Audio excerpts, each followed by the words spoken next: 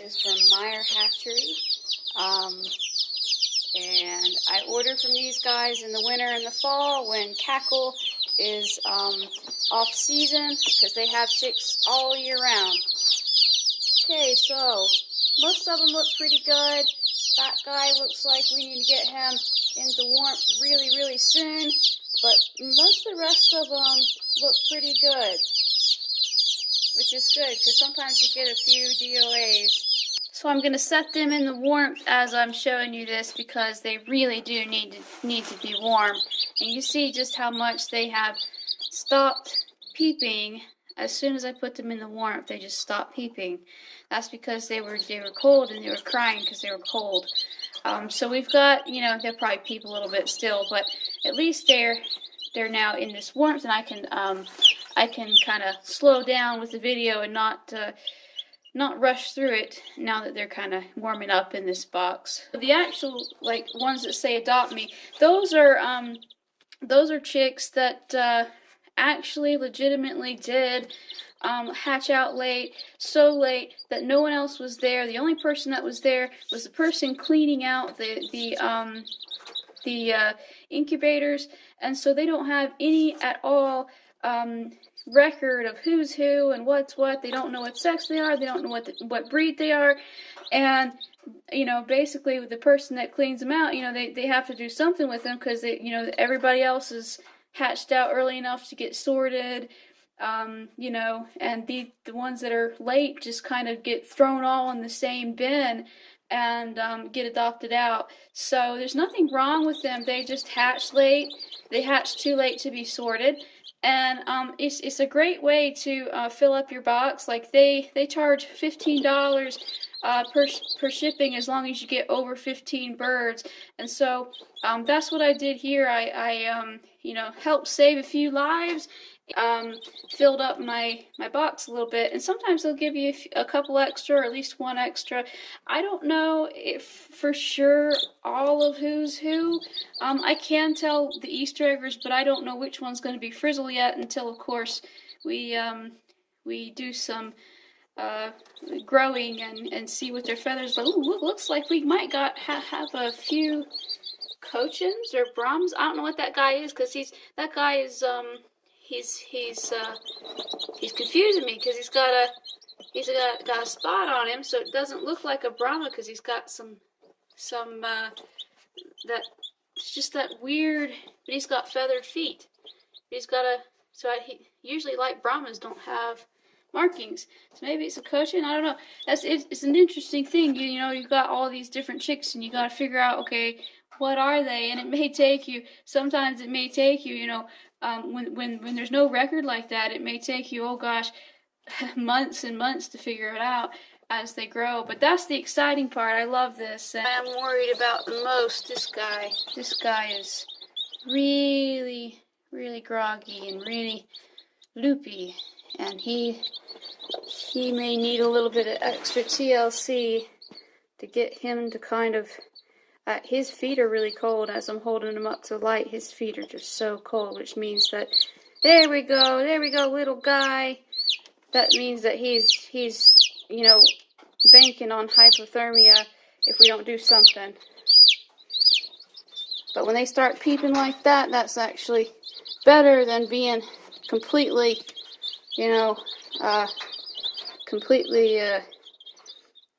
unresponsive. So he probably has a good chance. It's actually probably a she, because this one looks like, kind of looks like something that I might have ordered, but who knows.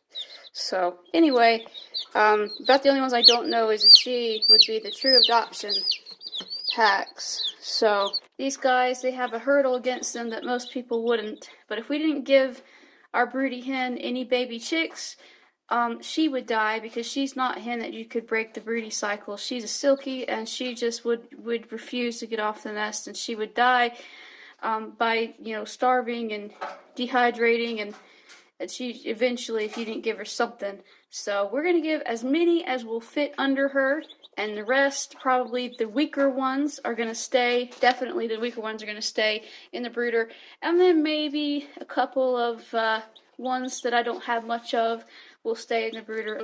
Free Groggle or Grogel. I never know how to really say it, but it's the best stuff in the world.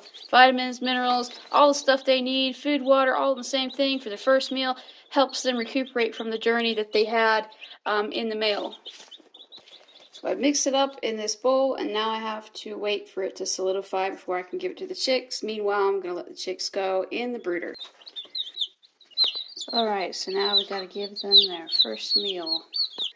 Alright, so I like to have one main little dish, so to speak, here, and then I like to spread it all around just to make it easy for them to find it, you know, and no one fights over it because it's in a lot of different places. So let them eat that, and some of them are already figuring out what it is there. Again, I don't know whether you call it Grogel or Groggle. I've never actually tried. You guys, there's plenty you can share. You don't have to take it out of the other guy's mouth. Anyway, so these guys, had it been one more day, I think some of these weaker ones would have been DOA, but hopefully they'll, you know, take a few naps and eat a few meals and get to feeling better.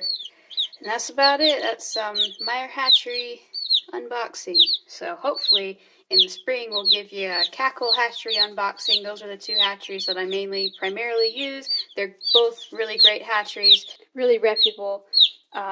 You know, they never scam you. They never treat their customers unfairly. So Cackle's got a bit more better customer service, but both of them have really good chicks, and both of them have NPIP chicks. So, and if you want to, they can even vaccinate them. But I found that when they're vaccinated and they're shipped in the mail, that's just too much for their immunity to handle. So I'll vaccinate them for Merrick's later. But that's just me. That's what I personally decide to do. So other than the very weakest chick, everybody has survived the night, so that is actually better than I expected, because we did have 3 weak chicks, and the other 2 weren't, you know, that far off from the one that was the weakest. So that's great news. It doesn't mean they're out of the woods necessarily, but it's nice, a nice surprise in the morning to see that most of them I didn't have to play taps for, most of those weak ones. But it is sad that we did lose one. So typically, you know, you're going to lose, even when you hatch them out on your own. Even if they're not shipped in a box, you're going to lose some. Then if they're shipped in a box, you know, you're probably going to lose some within the first week. But we did everything, you know, that we could to give them, you know, the best chance possible at life. A lot of extra TLC that most people would not even consider to do that I give these guys. You know, if I see one struggling, I actually intervene and try my best to do everything I can to help it. Other people just kind of throw it in there and let nature take its course, but I just can't. I have to try, at least try to help. So today we're gonna, since they've kind of, you know, rested up and had pretty much a whole 24 hours to situate themselves, we're now going to see if any of them have any leg bands. I don't care if your hatchery has never ever used leg bands. One time I had, you know, I went probably 20, kid you not, over several years, 20 different batches of chicks, no leg bands, and all of a sudden there were leg bands.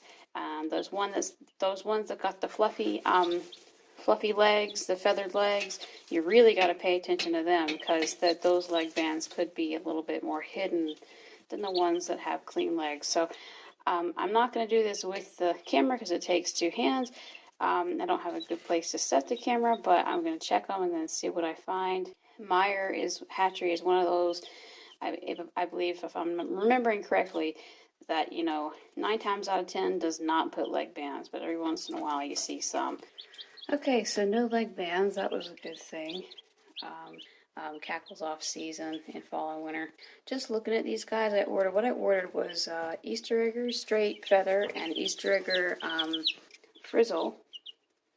And then the rest were assortments. So the rest were either assorted surplus of rare hens, or they were that straight run adoption. And I really don't know for sure who's who, because a lot of these straight run adoption look to be, pretty fancy too. The adoption, you could get literally anything. You could get a bantam, you could get a fancy chick, you could get, a common, like a leghorn or a buff Orpington, and things like that are just really common. You never know what you're going to get.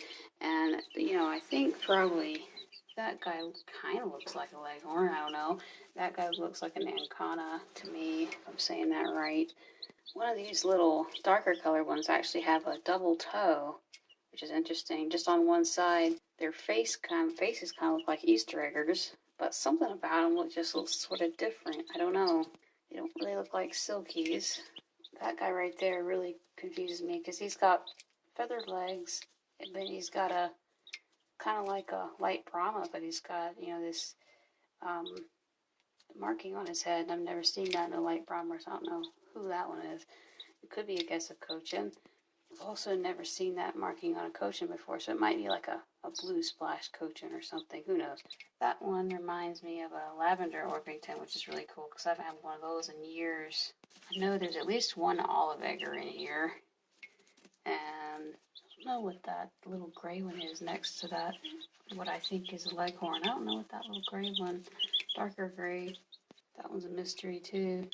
Most of the rest of them I can pick out as some sort of Easter egg. We won't know who is the straight feather and who is the frizzle for a while. And even the frizzles, they don't all actually inherit the trait to the point where they get frizzled feathers. Half of them will be straight feathered, just like a regular Easter egger. So yeah, there's quite a few that I don't know for sure about, and it'll take me a few months to find out.